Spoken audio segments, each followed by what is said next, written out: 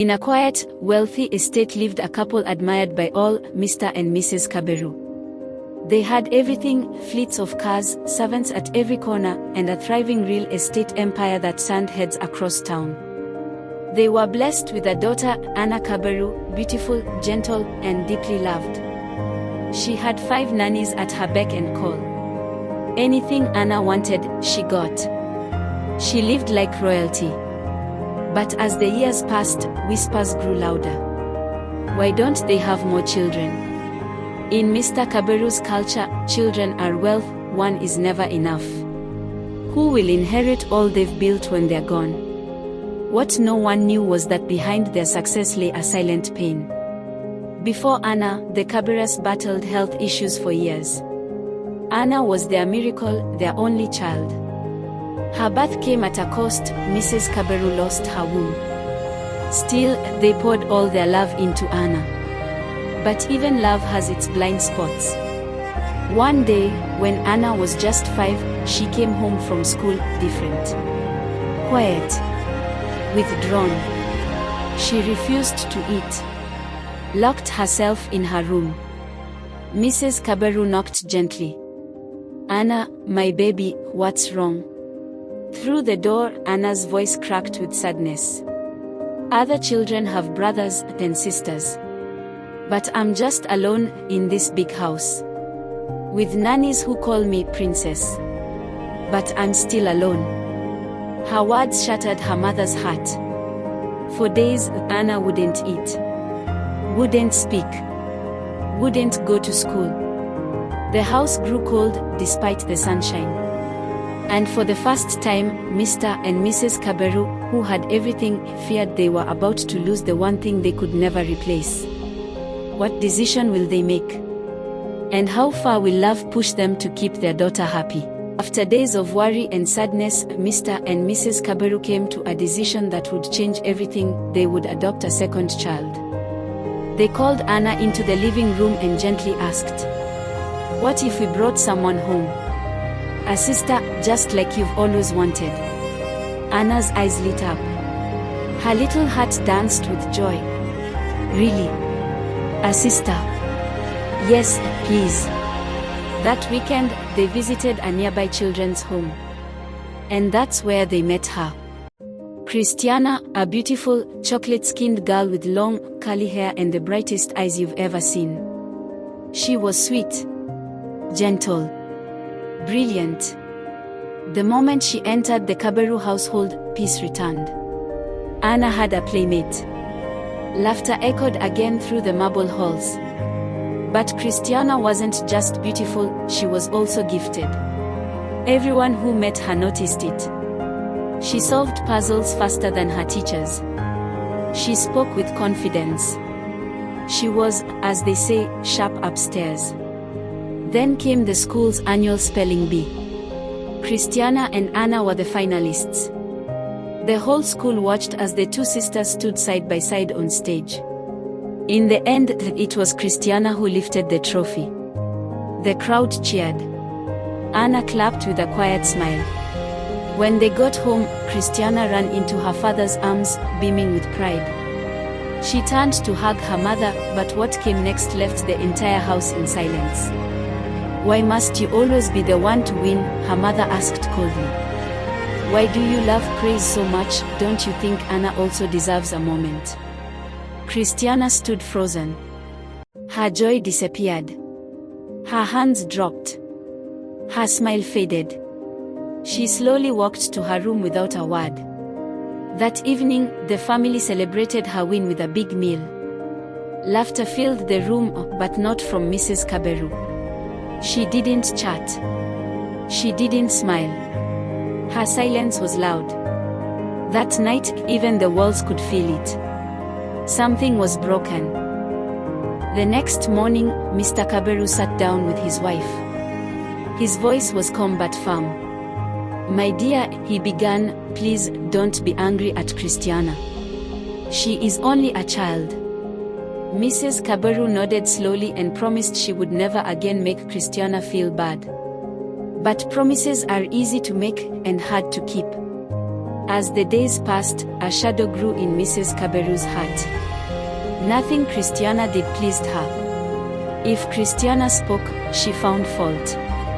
If Christiana smiled, she frowned. She favored her own daughter, Anna, and forgot the love she had once shown the girl they had adopted. Then came Christiana's 15th birthday. Mr. Kabiru wanted it to be special. He threw a big party and invited Christiana's favorite celebrities, along with friends and neighbors from all over the estate. There was music, laughter, and plenty to eat, plates of polo rice, juicy grilled chicken, and fresh chapati. In the evening, Christiana and Anna sat together, opening gifts and smiling. That was when Mrs. Kabiru's heart twisted. Why should Christiana get all this? She thought bitterly. It should be Anna enjoying these things, not her. Her face hardened. Her face hardened. She slipped away from the party and locked herself in the bedroom. Pacing back and forth, she whispered to herself, "It's time. I should have done this long ago.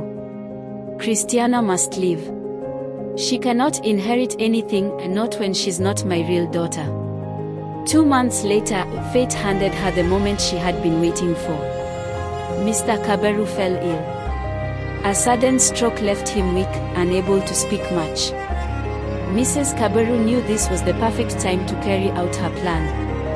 She called Christiana into her room. "Pack all your clothes," she said coldly. "You will be leaving tomorrow." Christiana's heart sank. "Where am I going, Mommy?" she asked softly. "You'll find out," came the reply. The next day, a woman named Scholar arrived. She said she would take Christiana to live with her. Christiana climbed into the car, her small suitcase on her lap, unsure of what awaited her. They drove for 7 long hours until the city roads gave way to dusty village paths. At last, they stopped in front of a lonely, weather-beaten house in the middle of nowhere. An old man greeted them at the gate. His name was Mr. Mark. They were given food and shown a small room to sleep in.